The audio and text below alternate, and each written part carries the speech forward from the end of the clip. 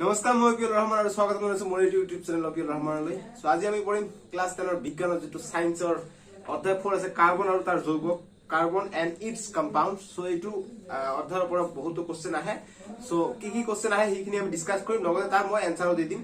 ইয়াত পাঠ ভিত্তিক কোশ্চেন থাকিব, পাঠৰ ভিতৰত যিবিলাক কোশ্চেন আছে এইবিলাকৰ সলিউশন থাকিব আৰু অনুশীলনৰ সলিউশন থাকিব আৰু লগতে এক্সট্ৰা কোশ্চেন কি আহে ইয়াৰ পৰা মেট্ৰিকত এসএলসি যি বাহিৰা কোশ্চেন কেতিয়াবা দেখা যায় দুটা তিনিটা কোশ্চেন বাহিৰৰ পৰা আহে, ঠিক আছে। সো এই কাৰণে আমি তেনেকুৱা ধৰণৰ কোশ্চেন চাম যাতে বাহিৰা কোশ্চেন আহিলেও তোমালোকে এইবিলাক কোশ্চেন পাই যাবা, ঠিক আছে। সো গতিকে আমি ভিডিওটো স্টার্ট কৰি দিম। সো চেনেলটো সাবস্ক্ৰাইব কৰি দিয়া আৰু ভিডিওটো লাইক কৰি দিয়া, ঠিক আছে। সো খুনিলে নহব, লাইক কৰি দিয়া আৰু চেনেলটো সাবস্ক্ৰাইব কৰা, নহলে মই ভিডিও আগ নাবাঢ়ো। যদি সাবস্ক্ৰাইব কৰিছা, লাইক কৰিছা, তো বলক আমি ভিডিওটো আগবাঢ়ো। গতিকে এতিয়া আমি চাও যে আমাৰ যেটো কাৰ্বন আৰু তাৰ যৌগ আছে তাৰ কি ইম্পৰ্টেন্ট আছে আৰু তাৰ সলিউশনবোৰ। সো আজি আমি পঢ়িম অধ্যায় 4 কাৰ্বন আৰু তাৰ যৌগ কাৰ্বন এন্ড ইটস কম্পাউন্ড। এইটো ভিডিও 2023 এসএলসিৰ বাবে খুব ইম্পৰ্টেন্ট হ'ব। সো ভিডিওটো ধৈৰ্য সহকাৰে মানে শেষলৈকে চাই থাকিব, ঠিক আছে।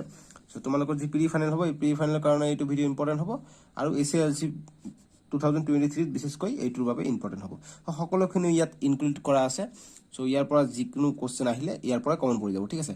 সো ভিডিওটো ভালকে চাব আৰু যিখিনি মই সলিউশনটো সেইখিনি সলিউশন কপিত লিখি ল'ব বা স্ক্ৰিনশ্বট মাৰি ল'ব দেই। সো আমি প্ৰথমত চাওঁ যে কি কোশ্চেন ইম্পৰ্টেন্ট হ'ব পাৰে ইয়াৰ পৰা। সো কাৰ্বন আৰু তাৰ যৌগৰ পৰা। সো যি পেজ নম্বৰ আছে আমাৰ 61 এইটো সে 61 পেজত দিয়া আছে। খুবই ইম্পৰ্টেন্ট হ'ব এইবিলাক কোশ্চেন এসএলসি কাৰণে মানে কমন পৰি যাব খাতাং। গতিকে পেজ নম্বৰ 61 ত আছে যিবিলাক কোশ্চেন দিয়া আছে। চাওক যে 1 নম্বৰ কোশ্চেনটো ইম্পৰ্টেন্ট যে কাৰ্বন ডাই অক্সাইডৰ CO2 ৰ ইলেক্ট্ৰনিক বিন্দু গঠন কি হ'ব। সো এইটো কোশ্চেন আহে ডাইৰেক্ট কমন পৰি যায়, ঠিক আছে। সো কাৰ্বন ডাই অক্সাইডৰ CO2 ৰ ইলেক্ট্ৰনিক বিন্দু গঠন কি হ'ব। সো ইয়াৰ আনসাৰটো উঠিছে স্ক্ৰিনত।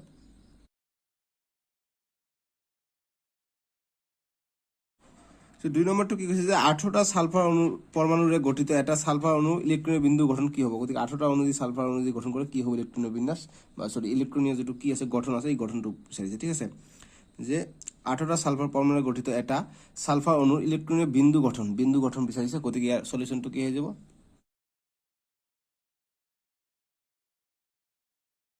সো গতিকে সলিউশনটো চাইছে নিশ্চয়। সো গতিকে আমি নেক্সট যি ইম্পৰ্টেন্ট কোশ্চেন আছে ভিতৰুৱা কোশ্চেনবোৰ আগত আমি চাই আছো যে ভিতৰুৱা কোশ্চেন কোনবিলাক ইম্পৰ্টেন্ট, তাৰ পিছত আমি বাহিৰা কোশ্চেন অনুশীলনী কোশ্চেন আৰু এক্সট্ৰা কোশ্চেন কি আছে এইবিলাক আমি চাম। পেজ নম্বৰ 68 ত যিখিনি দিয়া আছে যে 1 নম্বৰ কি কৈছে যে পেন্টেনৰ বাবে কেইটা গঠন সমযোগী আঁকিব পাৰিবা লিখা, ঠিক আছে। সো গতিকে ইয়াৰ আনসাৰটো উঠিছে সন্মুখত চাই লোৱা।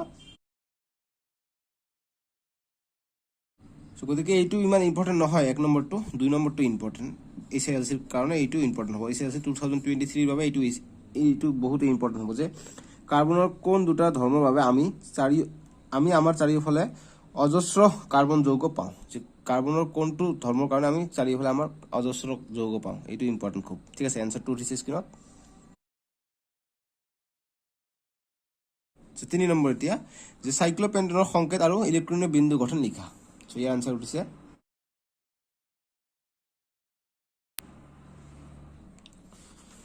তাৰপিছত 69 পেজত আছে 69 পেজৰ ওপৰত দিয়া আছে যে তলৰ যৌগবোৰৰ গঠন আঁকি দেখুৱা। গতিকে এইটো হেক্সানল আৰু বিউটাননৰ যেটো কি আছে গঠন আছে এই দুটা আঁকিলে হয়, এইটো শিকি লবা হৈ গল। তাৰপিছত মই সাইডৰে আনসাৰটো তোমালোকৰ স্ক্ৰিনত দি আছো, তোমালোকে চাই লোৱা, স্ক্ৰিনশ্বট মাৰি লোৱা। এবাৰকে উঠিব, এবাৰ ইথনিক এসিডৰ উঠিব, এবাৰ ব্ৰমোপেন্টেন, এবাৰ বিউটানন, এবাৰ হেক্সানল। কিন্তু হেক্সানল আৰু বিউটাননটো এইবাৰৰ কাৰণে ইম্পৰ্টেন্ট আছে, ঠিক আছে। সো গতিকে আনসাৰটো চাই লোৱা তোমালোকে।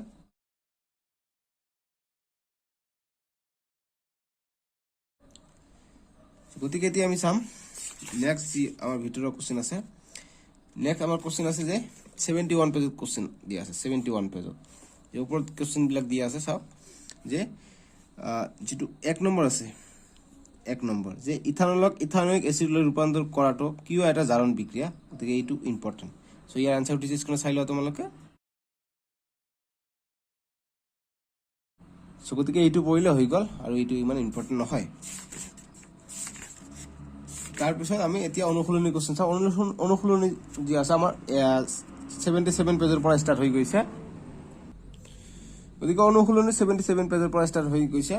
সো অনুশীলনীত যিবিলাক কোশ্চেন আছে যিবিলাক কোশ্চেনৰ মাল্টিপল চইচ থাকিব অৰ্থাৎ এটা কোশ্চেনৰ 4টা উত্তৰ থাকিব তাৰে ভিতৰত এটা শুদ্ধ থাকিব সেইবিলাকৰ যিকেইটা দিয়া থাকে প্ৰতিটো অধ্যায়ৰ অনুশীলনীত এনেকুৱা ধৰণৰ কোশ্চেন থাকে সো গতিকে এইটো অধ্যায়ত কিমানটা দিয়া আছে এটা দুটা তিনিটা 4টা কোশ্চেন দিয়া 3টা কোশ্চেন দিয়া আছে মাল্টিপল চইচৰ 4টা আনসাৰ থাকিব তাৰে ভিতৰত এটা শুদ্ধ এইবিলাকৰ ভিতৰত ডাইৰেক্ট উঠাই দিয়ে এসএলসি ঠিক আছে এই 4টাৰ ভিতৰত দুটাৰ ভিতৰত প্ৰতিটো অধ্যায়তে থাকে দুটা এটা তিনিটা 4টা গতিকে এইটো এক নম্বৰটো যেটা কৈছে যে ইথেন C2H6 ৰ অণু এটাত এই নম্বৰ কৈছে 6টা সহযোজী বান্ধনী আছে বি নম্বৰ 7টা সহযোজী বান্ধনী আছে আৰু সি নম্বৰ 8টা সহযোজী বান্ধনী আছে আৰু ডি নম্বৰ 9টা সহযোজী বান্ধনী আছে গতিকে কিমানটা আছে আমাক লিখিব লাগে গতিকে এনসারটো হৈ যাব স্ক্ৰিনত উঠিছে তোমালোকৰ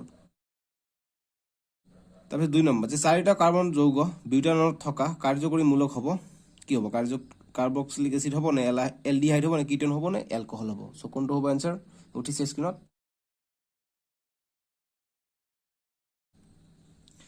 তাৰপিছত যে ৰন্ধনৰ সময়ত ব্যৱহৃত বৰ্তনৰ তলফালে অৰ্থাৎ বাহিৰত যেটো আছে তলফালে কলা হৈ পৰে কিয় যদি আমি ৰন্ধনত যিবিলাক বস্তু ব্যৱহাৰ কৰো কিয় কলা হৈ পৰে সো কোনটো অপচন হৈ যাব যে খাদ্য ভালদৰে নিসিজিল ইন্ধনৰ সম্পূৰ্ণভাৱে দহন নহয় ইন্ধনটো সিক্ত আৰু ডি অপচন দি আছে যে ইন্ধনটো সম্পূৰ্ণকৈ দহন হয় সো গতিকে কোনটো অপচন আনসাৰ হৈ যাব ইয়াৰ আনসাৰ উঠিছে 3 নম্বৰৰ কোশ্চেনৰ আনসাৰ উঠিছে স্ক্ৰিনত চাই লও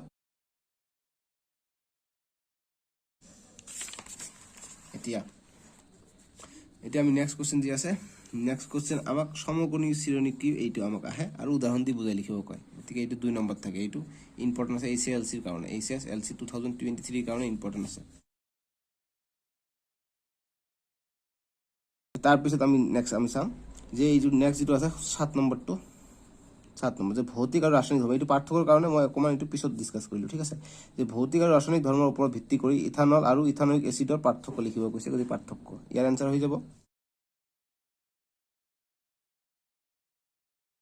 গতিকে এতিয়া লাষ্ট যেটো আছে 15 নম্বৰ এইটো ইম্পৰ্টেন্ট সাবনৰ মলি আতৰোৱা প্ৰক্ৰিয়া ক্লিনিং অ্যাকশন ব্যাখ্যা কৰিব কৈছে গতিকে এইটো আনসাৰ হৈ যাব কি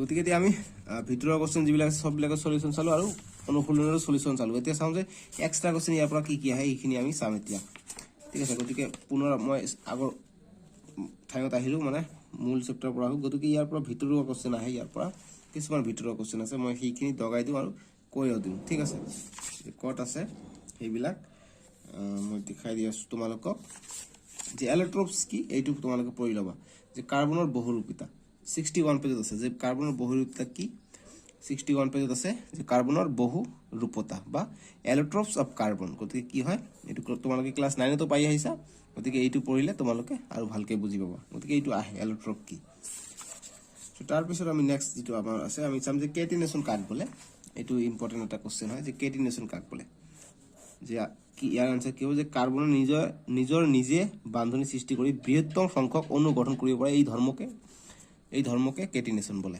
বাস ঠিক আছে আৰু সংক্ষিপ্ত যৌগ আৰু অসংক্ষিপ্ত যৌগ কি স্যাচুৰেটেড কম্পাউন্ড এন্ড আনস্যাচুৰেটেড কম্পাউন্ড কি যে এক বান্ধনী থাকিলে তাক স্যাচুৰেটেড বলে আৰু দ্বি বান্ধনী বা ত্ৰি বান্ধনী থাকিলে তাক আনস্যাচুৰেটেড অৰ্থাৎ অসংক্ষিপ্ত যৌগ বলে ইম্পৰ্টেন্ট আছে ঠিক আছে পঢ়িবা গতিকে আমি এতিয়া চাম যে এইটো আছে যে বিষম পৰমাণু অৰ্থাৎ হেটেৰো এটম কি গতিকে এইটো ইম্পৰ্টেন্ট যে হেটেৰো এটম কাক বলে সো তোমালোকে পঢ়ি লবা এইটো লাইন পঢ়িলে বুজি পাই যাবা তোমালোকে ঠিক আছে সো মই এইটো আৰু পঢ়াই নিদু আছে ধুনিয়াকৈ দিয়া আছে সো গতিকে নেক্সট আমি চাম যি ভিতৰৰ কোশ্চেন আছে যে আমাক কেতিয়াবা আহে বেনজিনৰ গঠন লিখিব আহে গতিকে বেনজিনৰ গঠনটো কি হ'ব C6H6 এইটো গতিকে ইয়াৰ গঠনটো এইটো এনেকৈ হৈ যাব এটা দুটা তিনিটা চাৰিটা পাঁচটা ছটা দিব লাগিব তাৰপিছত হাইড্ৰোজেন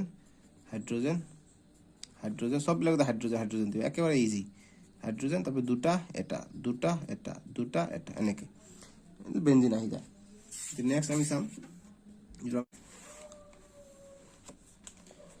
গতিকে নেক্সট আমাৰ যেটো 66 পেজত আছে যে কাৰ্যকৰী মূলক কেইটামান আছে কাৰ্যকৰী মূলকবোৰ ইম্পৰ্টেন্ট যে এলকোহল কি লিখো আমি OH লিখো এইটো হৈছে কাৰ্যকৰী মূলক ঠিক আছে সো গতিকে সমগণীয় শ্ৰেণী আমি ডিসকাস কৰিছো হোমোলগাছ সিৰিজ আমি কৈছো অনুশীলনীতে মই কৈ দিছো গতিকে আমি নেক্সট এতিয়া আমি চাম যে কি আৰু ইম্পৰ্টেন্ট আছে যে কম্বাসন ৰিঅ্যাকশন এটা মনত ৰাখিবা দহনৰ এটা ৰিঅ্যাকশন যিকোনো এটা ৰাখিবা যে কাৰ্বন আৰু অক্সিজেন মিলি পেলাই কি হয় কাৰ্বন ডাই অক্সাইড আৰু তাপ পোহৰ হয় যিকোনো এটা মনত ৰাখিলে হৈ গল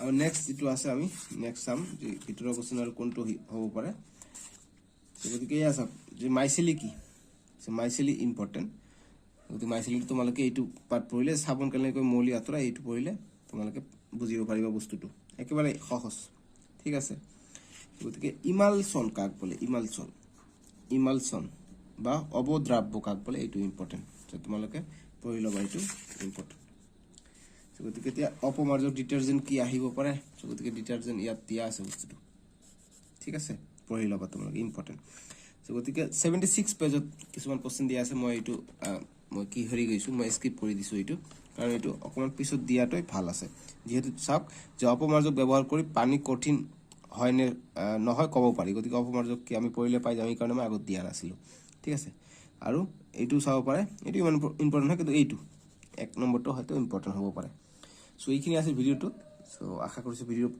বুজি পালে এটা থাম্বস আপ দিব লাইক দিব ঠিক আছে লাইক কৰিব মাষ্ট সো এইখিনি এতিয়া তোমালোকৰ স্ক্ৰিনত এইখিনি ঠাইত ধৰি লওক তোমালোকৰ নেক্সট যিটো চেপ্টাৰ আছে অৰ্থাৎ চেপ্টাৰ 5 টো উঠিছে তোমালোকে তাত ক্লিক কৰি চাব পাৰা চেপ্টাৰ 5 টো আমি পঢ়িম যে মৌলৰ পৰ্যাপ্ত শ্ৰেণী বিভাজন এইখিনি তো কি কোশ্চেন আছে সলিউশন কৰি দিম আৰু ইম্পৰ্টেন্ট খিনিও কৈ দিম সো এইখিনি বাই বাই টেক কেয়াৰ